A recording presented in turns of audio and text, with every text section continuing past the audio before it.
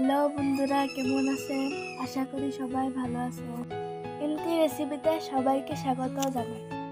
আজকে আপনাদের সামনে সুন্দর একটা রেসিপি উপস্থাপন করব। রেসিপিটা হইল স্পেশাল বেগুনি। এইভাবে আপনারা বেগুনি বানাবেন, খাইতে অনেক মজা পাবেন। চলুন রেসিপিটা শুরু করা যাক। আমি মাঝারি সাইজের একটা বেগুন নিলাম আর বেগুনগুলো পিস পিস করে কেটে নিলাম। এখানে একটা পাত্রে বেসন নিয়েছি। এখানে আমি নিয়েছি মরিচ, হলদি পাউডার, গরম মশলা, জিরা, ধনিয়া পাউডার, সবগুলো পাউডার নিয়েছি, বেকিং সোডা আর নিমক। এখন একটা পাত্রে বেসনগুলো দিয়ে দিলাম।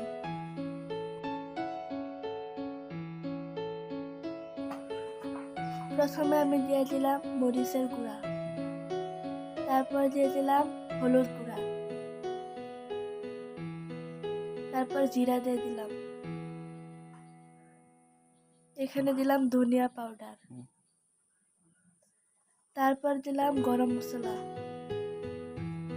তারপর অল্প পরিমাণে বেকিং সোডা আর নিমক। এখন আমি সবগুলো উপকরণ ভালোভাবে মিক্স করব। পরে অল্প অল্প পানি দিয়ে আরো ভালো করে মিক্স করব। পরিমাণ মতো পানি দিয়ে আমি মশলাটা খুব সুন্দরভাবে মিক্স করব। মশলাটা মিক্স হওয়ার পরে এখানে আমি একটা কাঁচা ডিম দিয়ে দেব। আবার মিক্স করব। দেখেন আমার মশলাটা কত সুন্দর হয়েছে। এইভাবে আপনারা এটা তৈরি করবেন।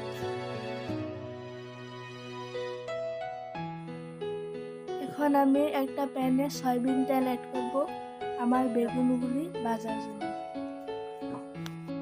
তেলটা গরম হওয়া পর্যন্ত আমি অপেক্ষা করব। আর এক এক করে বেগুনিগুলো মশলা মেখে দিয়ে দিব।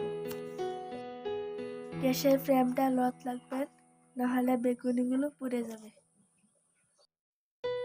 গ্যাসের ফ্লেমটা হাই রাখলে উপরে বেগুনিগুলো পুড়ে যাবে, কিন্তু ভিতরে সিদ্ধ হবে না। সেই জন্য আমি বেগুনিগুলো গ্যাসের ফ্লেম লোতে রেখে বেগুনিগুলো ভাজব। এখন আমি বেগুনিগুলো উল্টে দিব অপর পাশ ভাজার জন্য।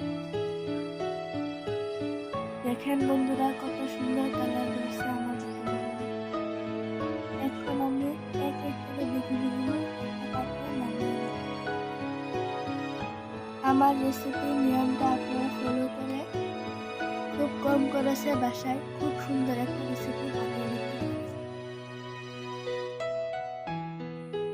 আমি এইভাবে এক এক করে সবগুলো বেগুনি ভেজে নেব।